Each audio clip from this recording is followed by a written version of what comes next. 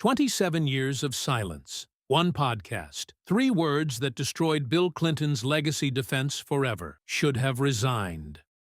On February 26, 2025, Monica Lewinsky sat across from podcast host Alex Cooper and said what no one had dared ask for nearly 3 decades. What should Clinton have done when the affair became public? Her answer wasn't forgiveness. It was accountability, and it shattered the narrative Clinton had spent 27 years protecting. The Call Her Daddy podcast studio in Los Angeles. Monica Lewinsky, now 51 years old, sat for what would become the most brutally honest interview she'd ever given. For 27 years, she'd been asked about the affair, the blue dress, the scandal. But Alex Cooper asked the question no one else had. What do you think Clinton should have done? Lewinsky's answer came without hesitation. The right way to handle a situation like that would have been to probably say it was nobody's business and to resign, or to find a way of staying in office that was not lying and not throwing a young person who was just starting out in the world under the bus. The words hung in the air like a verdict delivered 27 years too late. But here's what made this podcast different. She wasn't the 22-year-old intern anymore. She was 51. She'd spent nearly 3 decades processing trauma, rebuilding her life, and understanding the power dynamics she couldn't comprehend at 22. And now, with the clarity of age and distance, she was delivering the judgment that history had failed to render. Bill Clinton should have resigned in shame rather than destroy her to save his presidency. The timing was devastating. Just weeks earlier, Clinton had released his memoir, Citizens, which mentioned Lewinsky briefly with, "I live with it all the time," and "I wish her nothing but the best." The comment was vintage Clinton, appearing sympathetic while taking no real responsibility. Lewinsky's podcast response demolished it. It was wholly inappropriate as the most powerful man, my boss, 49 years old. I was 22, literally just out of college, Lewinsky told Cooper. The power differentials there are something that I couldn't ever fathom consequences at 22, that I understand obviously so differently at 48. The math was simple and damning. Clinton was 49, more than twice Lewinsky's age. He was president of the United States, literally the most powerful person on earth. She was a 22-year-old unpaid intern who'd graduated college months earlier. The relationship Clinton later called consensual was actually what Lewinsky now recognized as an abuse of power. In 2018, Lewinsky had written in Vanity Fair that the relationship constituted an abuse of power due to the 27-year age gap and massive power imbalance. But the 2025 podcast went further.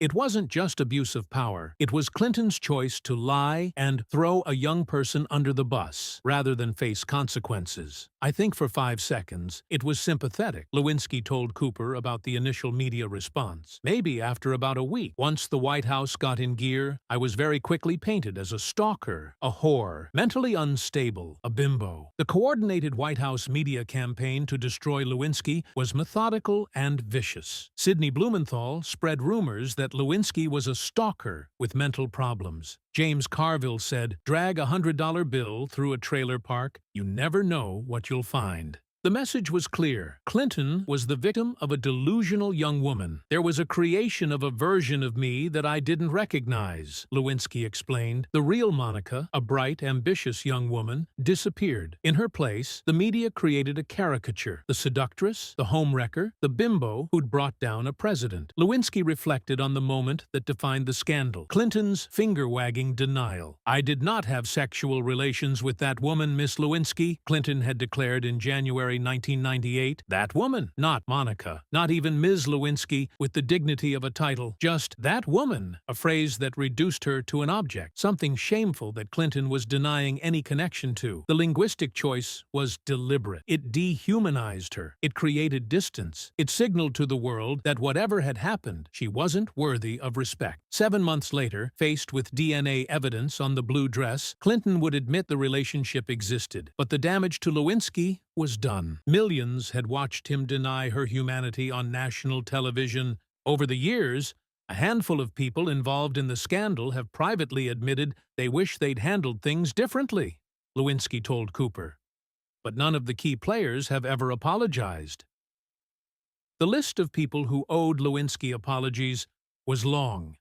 Clinton, Hillary Clinton, who'd overseen the campaign to destroy Lewinsky's credibility, Sidney Blumenthal, James Carville, Kenneth Starr, whose investigation had humiliated her with graphic sexual details, the media figures who'd turned her into a punchline. "I'm at a place where I don't need it anymore," Lewinsky said. But the absence of apologies told its own story.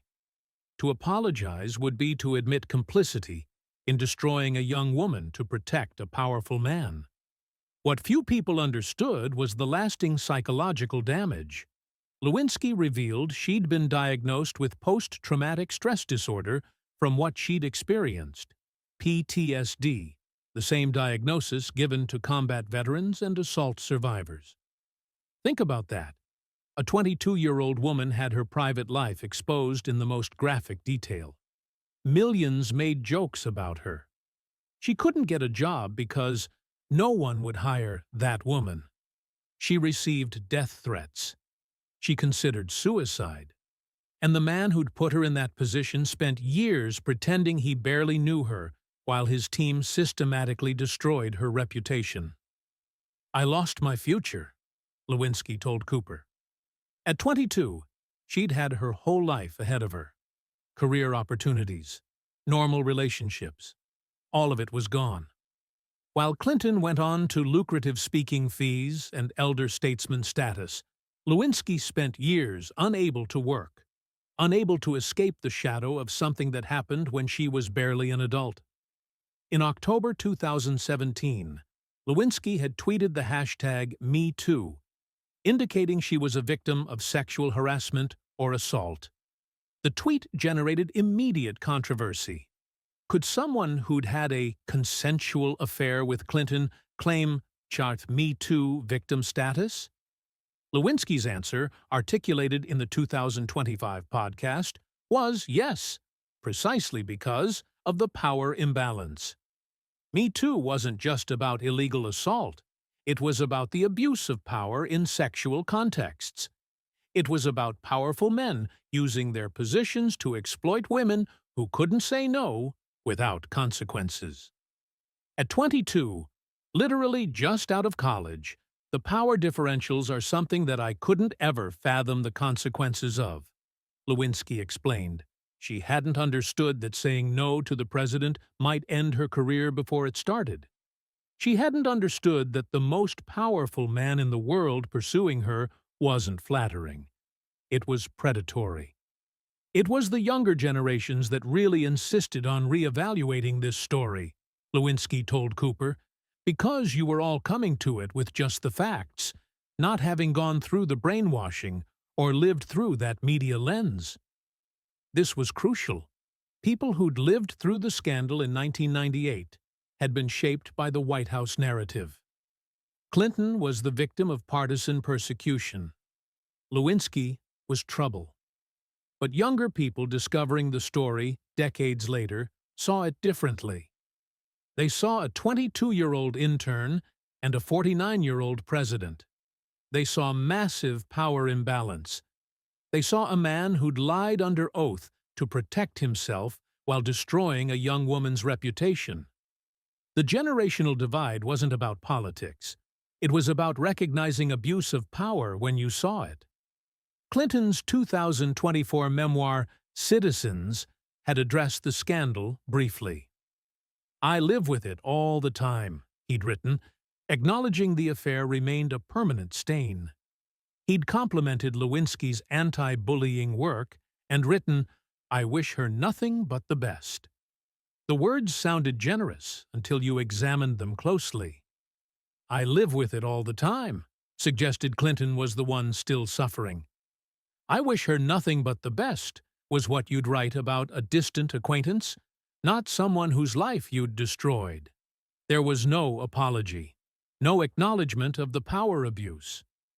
Lewinsky's podcast response didn't mention the memoir directly. She didn't need to. Her statement that Clinton should have resigned was verdict enough. Clinton had chosen his presidency over her future. That choice revealed everything about his character. Cooper's question about what Clinton should have done was the one no one had asked in 27 years. Everyone had debated whether Clinton should be impeached, whether Kenneth Starr's investigation was appropriate. But no one had asked the simple question, what was the right thing for Clinton to do? Lewinsky's answer, resign, was the moral clarity the scandal had always lacked. If you're the president, and you've abused your power by having a sexual relationship with a 22-year-old intern, you resign. You don't lie. You don't let your team destroy her. You don't call her that woman on television. You resign in acknowledgement that you've betrayed your office. Clinton had never considered it. His concern wasn't the abuse of power or Lewinsky's destroyed future. His concern was surviving impeachment and finishing his term. Within hours of the Call Her Daddy episode dropping, Monica Lewinsky was trending worldwide. Clips of her saying, "should have resigned," went viral across social media. Major news organizations, CNN, Fox News, The Washington Times, ABC, all covered her comments as breaking news. The response split along predictable lines. Conservatives praised Lewinsky's honesty. Liberals struggled with the implications, but the generational divide was most striking. Younger people, particularly women, overwhelmingly supported Lewinsky's characterization of the relationship as abuse of power. Older Clinton defenders tried to argue that calling for resignation was unrealistic, that the affair was ancient history. But Lewinsky's words carried weight precisely because she'd lived it. She wasn't a political operative. She was the person Clinton had thrown under the bus, her words, to save his presidency. 27 years after the scandal broke, Monica Lewinsky finally said what needed to be said. Bill Clinton should have resigned. Not to appease Republicans, not because of the affair itself, but because when your abuse of presidential power becomes public, when you've destroyed a young woman's life to protect yourself, when you've lied under oath and called her that woman on national television, you've disqualified yourself from continuing to serve. Clinton chose his presidency over Lewinsky's future. That choice revealed everything. For 27 years, he'd been allowed to frame the scandal as a partisan witch hunt over a private affair. Lewinsky's podcast demolished that narrative. This wasn't about private sexual behavior. It was about a powerful man abusing his position, destroying a young woman to protect himself, and never facing real accountability. Sometimes justice takes 27 years. Sometimes the victim finally gets to deliver the verdict that power and politics prevented. February 26, 2025, was Monica Lewinsky's day to look back across nearly 3 decades and say, you should have resigned. You chose yourself. And that's unforgivable. If this story revealed how power protects itself at victims' expense, like, share, and subscribe. Monica Lewinsky spoke truth. Bill Clinton never apologized. The verdict is clear. What would you have done if you were Clinton? Drop your answer below.